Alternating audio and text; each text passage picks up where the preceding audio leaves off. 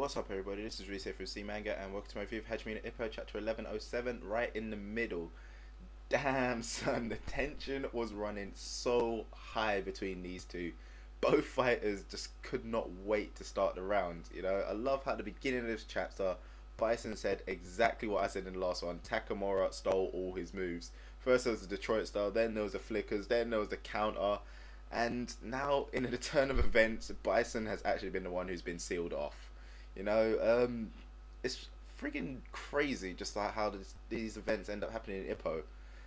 But there was one thing that I found really surprising about this chapter, and that was the insertion of the comedy. You know, Takamura's there trying to talk to him in Japanese, you know, saying he wants to infight, come to the middle of the ring, well, this is where we're going to settle this. And then he's cussing him for not being able to understand what he's saying. It's like, go learn a foreign language. And then the ref's just like, you know, Takamura, what are you doing? It's like, ref, I can't understand you.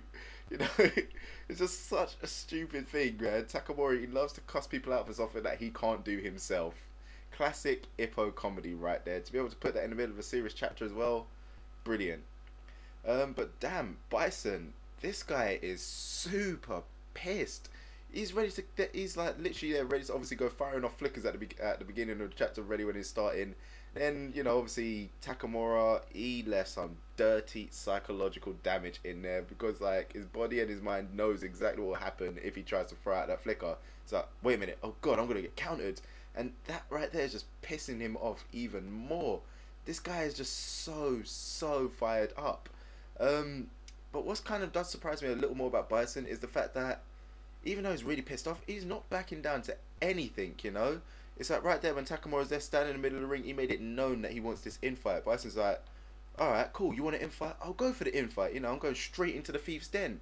No, like, hesitation or nothing. It's not thinking like, wait a minute, Takamura is a powerhouse fighter. If he gets hit once, he's screwed. It's like, no, he's just so blindingly angry that he's just going flying straight in ready for that fight. You know, he's just literally blinded by rage. It's like, I don't think it's a thing of confidence anymore. It's just pure rage. But honestly, I don't think this is going to go well for him at all, you know. I mean, usually when a fighter gets enraged, they end up getting really sloppy, you know, beginning to take hits, getting frustrated, and yeah, Takamura is not someone who you can fight against and afford to be getting hit. You know, like, look, that one counter that he did with that flicker thing, even though Bison was able to kind of absorb some of it, he still went down to the 6 count, you know.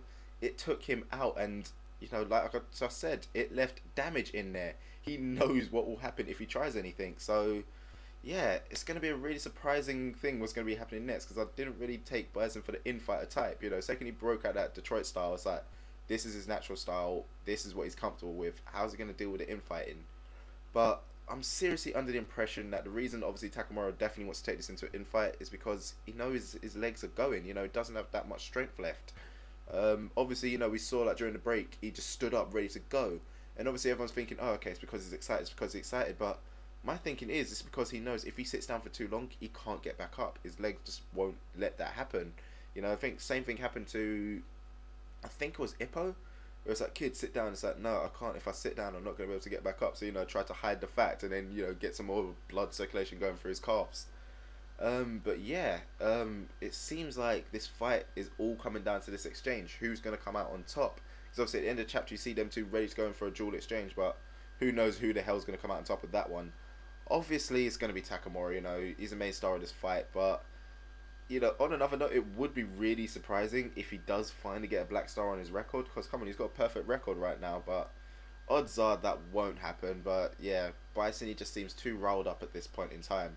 Maybe if he calms down, he might be able to kind of see that Takamura isn't as well off as he's portraying, but, again, it's probably the same thing with Bison himself. You know, that blow really did take a lot out of his legs, you know, but he did seem quite on them again when, you know, the round started up, so who knows who's taking the most damage. Takamura, we know what his damage is like, but with Bison, we're not too sure, so maybe the next chapter will sell it or see what's going on with that, you know, what will this infight bring out of everyone.